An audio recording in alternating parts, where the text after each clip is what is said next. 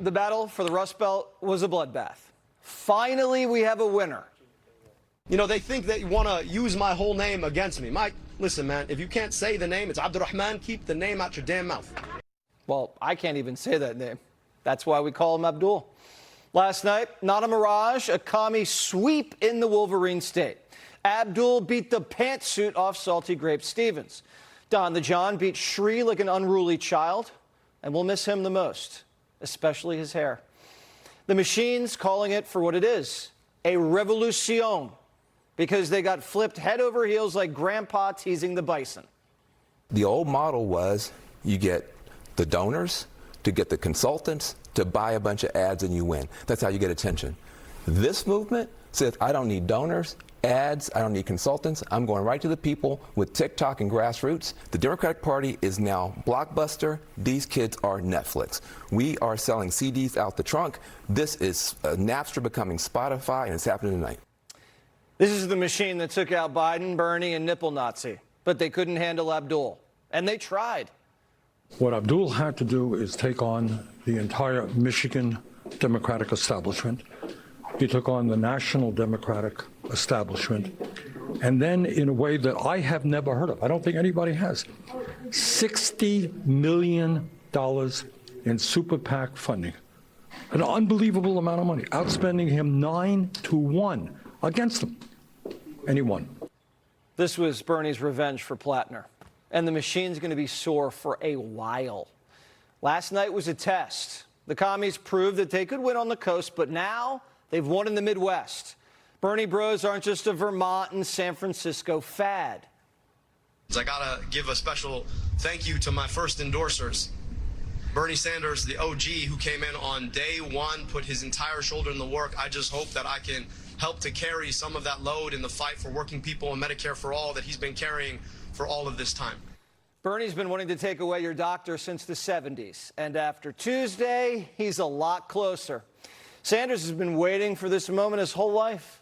He crouched like a tiger until the party was at its weakest, then pounced, seeding primaries from the Bronx to Denver to the Upper Peninsula. Schumer got his bell rung. Didn't see it coming because his TDS blinded him. Bernie's the new machine's boss. Mr. Carville doesn't want to be in my party, the party that I belong to, that Pica, that El Sayed belongs to. He can start his own party. Hear that? Bernie said, my party. The independent, the socialist. He's not even a Democrat, but he is now. You know what they say. You are what you eat. The Clintons, Obamas, Bidens just got smoked by a cranky socialist senator from Burlington, by a guy who honeymooned in Moscow. There's only one man standing in his way. They call him Big John. And what I'm saying is, like, if you are a DSA member, if you are a member of a specific political party, run under your own banner. And now I think Bill Maher said something very insightful. He said, you know, the DSA are colonizing the Democratic Party. So just be Democrats if you're going to run under the Democratic Party. Democrats have been raging against colonialism since college. But now they're getting colonized, and what's their answer? Big tent. That's not what the Indians said. Trump likes the hoodies concept. Splinter off and split the vote. I think they should form another party, the Communists of America Party. You know? I think they should have a new party, the Communists of America, and it will do well. It'll get about 10% of the vote. Now, if the commies run third party, they siphon votes from Democrats. So Democrats have to let them in the tent, but risk having the tent taken over. Throughout history, communists have never, ever compromised. The Ethiopian barista from Colorado says they've already won. I don't think it's about a democratic civil war, right? I think it's about reckoning with where the voters of this party are at. And the voters have made themselves abundantly clear that they want to change. And I think it would really behoove the party and people in the establishment to follow the voters where they're at and actually deliver on what they need. Abdul's buddy wants Democrats to know they're not going to patch things up. It's time to kiss the ring. Everyone being like, Abdul has a ton of work to do mending bridges. Here's the take nuke for you, okay? You are all unbelievably Islamophobic pieces of All these freaks that the Democrats have swept under the rug, gagged and sidelined for decades, are back with a bad attitude. They're tired of being used and abused by the machine, then told to sit in a corner after Election Day. Now, Biden gave him a window. He was so weak, they had the leverage to cut a deal. And look what they did with that little slice of power. They blew up the border, DEI, record spending, trans mania. Now the barbarians are the ones actually winning, not the Trojan horse. They're the ones with the face paint and torches and pitchforks. They're beating their chest and blowing the doors off the DNC. Michael Moore says we're here and we're never leaving. Because they require a change in the establishment and in the way things are done to effectuate the changes you want to see. If I could get on my knees and beg, it would be for exactly what you just said, because we are not going to win the other way. We lost that way when in 24. I will not support hacks in the Democratic Party who have led us to this Waterloo. These are the people you see in the streets, spitting at ICE, torching Teslas. The party distanced themselves from this scene. These aren't the kinds of people you can bring around polite society. They don't care about 401ks. They want AK-47s. And no one is safe. All campaign, Abdul's been saying he's running to take out Schumer and his Jewish donors.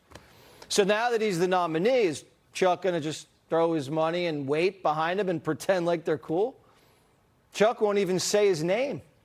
Look, in Michigan, we are going to beat the Republicans. We're going to take Michigan, and we're going to win back the Senate. Schumer doesn't have a clean way out of this. Remember, they're not trying to flip this seat. This is a Democrat seat that they have to hold. If Democrats don't win the Senate, Schumer is going to lose his leadership, his fancy little office, and in 2 years, he's going to be out of a job. So he has to fund the man who wants his head. Has to. It's suicide by proxy. But Schumer could have a trick up his sleeve. He could pull a Plattner. Maybe Schumer's got dirt on Abdul, and he's going to drop it to force him out and switcherooski sour grape Stevens. Because right now, Schumer doesn't have a lot of money to throw around. The party's broke. And Abdul, not a sure thing. If El-Sayed wins, I will not vote Democrat. I'll switch over, and I'll vote for a candidate with character, whoever that might be. Not everybody in Michigan's feeling the Muslim fever. Abdul's not everybody's cup of tea. As I was getting on the plane this morning, a guy who was a big fan of MS Now said to me, I'm anxious to see who wins. And I said, oh, did you vote? And he said, yes, I voted for Haley Stevens. And I said, oh, why? And he said, well, because of Israel, and I don't like the position that Abdul El-Sayed has on Israel. And in fact, if he wins, I will be voting for Mike Rogers. Abdul has a lot of enemies, not just Jews. A lot of people think he's a tool. Ugly, then I should be on a pike. And I'm like, Chief, I own mirrors. I know I'm an ugly guy. But if you want to put me on a pike, I mean, he has like a little man syndrome kind of energy. So you think he could lose to Mike Rogers? Oh, 100% that's possible, without a doubt. I mean, the polling seems to indicate that it is in danger. Abdul beat the machine, got outspent, worked hard, stayed on message, never apologized. You got to respect that. But half the Democrats in Michigan voted for somebody else, and blacks hate him. Detroit went for sour grape Stevens, wasn't even close. And he lost whites who didn't go to college, a lot of them. So Abdul has a lot of work to do. You can't win statewide with wealthy white liberal women. Early voting in Michigan starts in 5 weeks. Abdul came out of the gate hard. My name is not raising your gas prices. My name is not taking us to war. My name is not the reason you can't afford your groceries. You know what it is? They're BS policies. So he can point to my name all he wants. But I'll also tell you this. I've been an Abdul in Michigan my whole life. Say what you want about Abdul. He's not Midwest nice. And Michigan went MAGA twice. So he's going to have to thread the needle. The Republican nominee is Mike Rogers. He's Army, former FBI special agent, congressman, born and raised in Michigan. Not 100% MAGA, so he's swing statey. If Rogers wins, and he's up in the polls, the commie brand is going to be toxic. And Bernie is going to get blamed for Michigan and Maine. So the battle for the soul of the Democrat Party is just getting started, and Trump already dialed in. Death, destruction, embarrassment.